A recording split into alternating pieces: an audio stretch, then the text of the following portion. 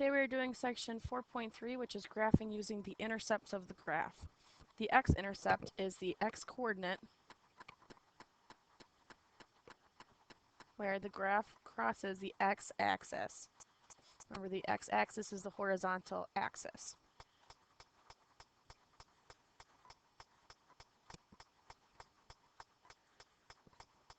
Which makes the y-intercept the y-coordinate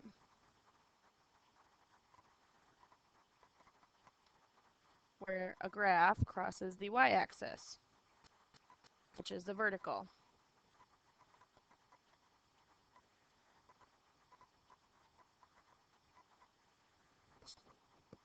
So now we're going to find out how to find the intercepts of a graph with an equation. We have the equation 2x plus 7y equals 28. To find the x-intercept,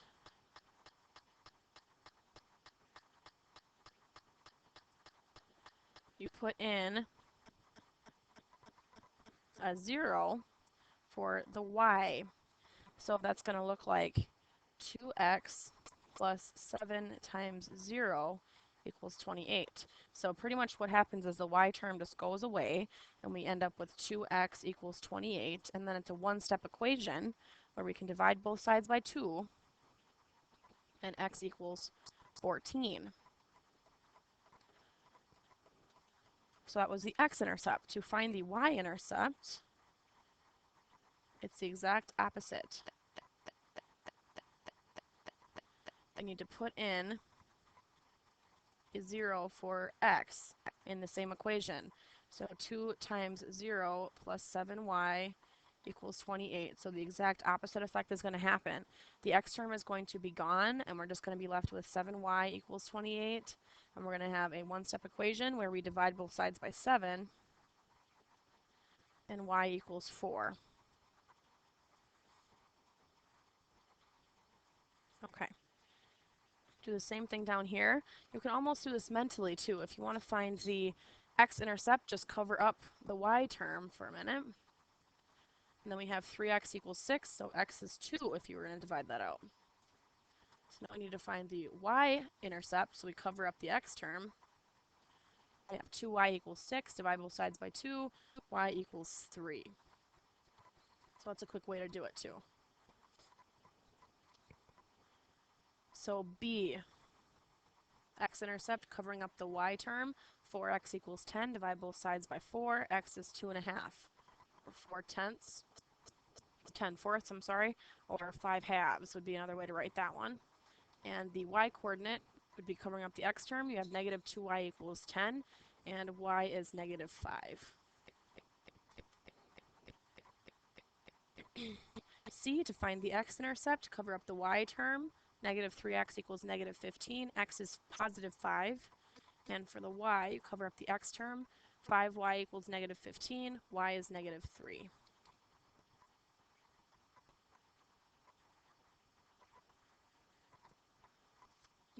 Use the intercepts to graph an equation. Graph the equation x plus 2y equals 4. First thing you need to do is find the intercepts. So it's going to be doing the exact same thing we just did. You're going to find the x-intercept, you're going to cover up the y term, so that's easy, x is 4. And to find the y-intercept, you cover up the x term, 2y equals 4, divide both sides by 2, y is 2. So on a graph, what you're going to do is find the 2 points that the intercepts you just found. So on x is 4, 1, 2, 3, 4, here's your point. And the y-intercept is 2, that's positive 2. And then all you need to do is connect those 2 points and you got your whole line.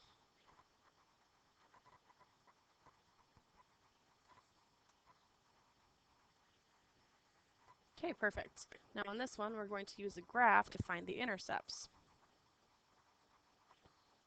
Make these points a little bit bigger so that they're a little more clear. Y-intercept is negative 1, and the x-intercept is positive 2. And you can just find those on the graph.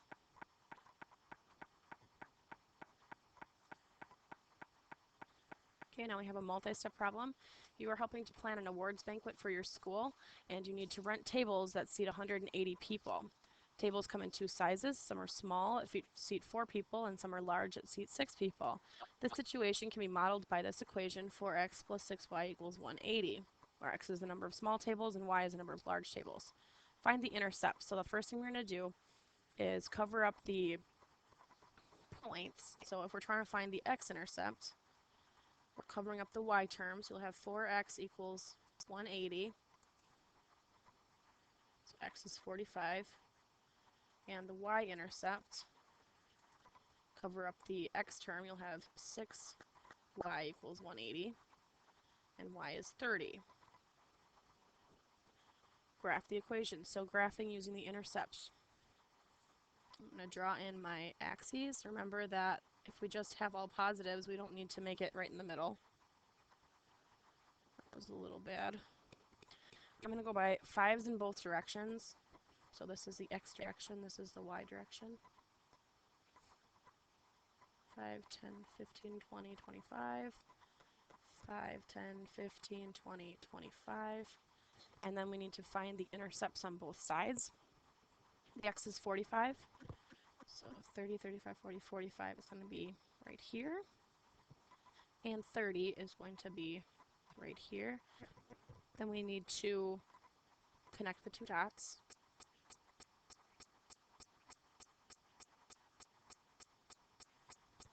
And that was graphing. Okay, now assuming that you graphed this equation well and you had a straight edge to connect it, I mean, I did a pretty good job. You have 4 possibilities for the number of each size table you could rent. So what you're trying to do is find 4 points that match well. We want to use our intercepts for one of them. So we could use, here's our small, here's our large, if we put them in the points. We could use, if x is the small and y is the large, we could use 45 small and 0 large. The other intercept tells us we could use 0 small and 30 large. 2 more. We're trying to find nice points on our line. So I can see 2 right off the bat. Here's one that crosses at a nice intersection point. That's 15 and 20. And then another one right here.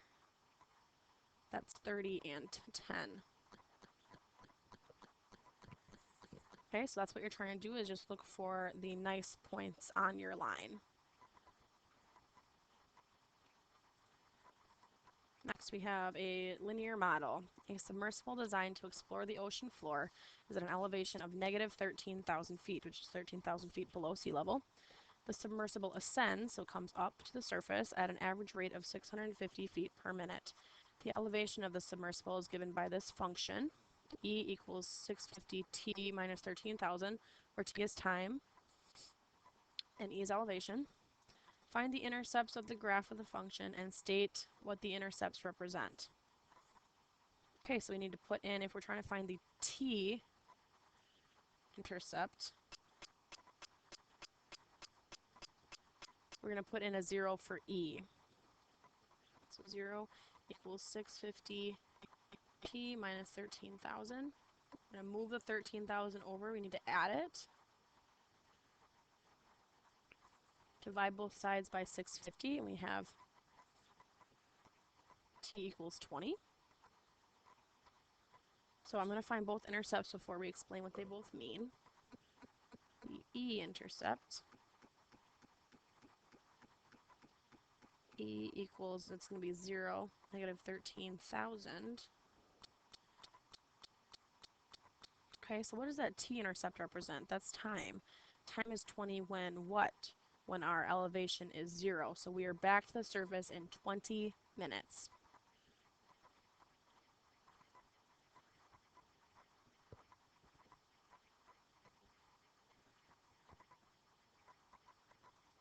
And the other intercept, negative 13,000 when t is 0, that means at time 0, we are at negative 13,000 feet in elevation. Okay, so you do need to be able to interpret what the intercepts represent. Graph the function and identify its domain and range. Okay, so we're going to put our only have positive t values because it's time, and our e values, which would be the y-axis, are actually all negatives. We're starting at negative 13,000 when t is 0, so we want to have this on top this time. This is our t axis, and this is our e axis. I'm going to go down the e-axis by 2,000s. So this is negative 2,000, 4,000, negative 6,000. This is negative 10,000, and so on. And I'm going to go by t's just by 2's because we get up to 20 minutes. We need to make sure we can do that. 2, 4, 6, 8, 10, 12, 14. And then to graph this, we're going to use our intercepts. So let's go back up a little bit to see what our intercepts are. T is 20 is one of the intercepts. 16, 18, 20. The other intercept is negative 13,000.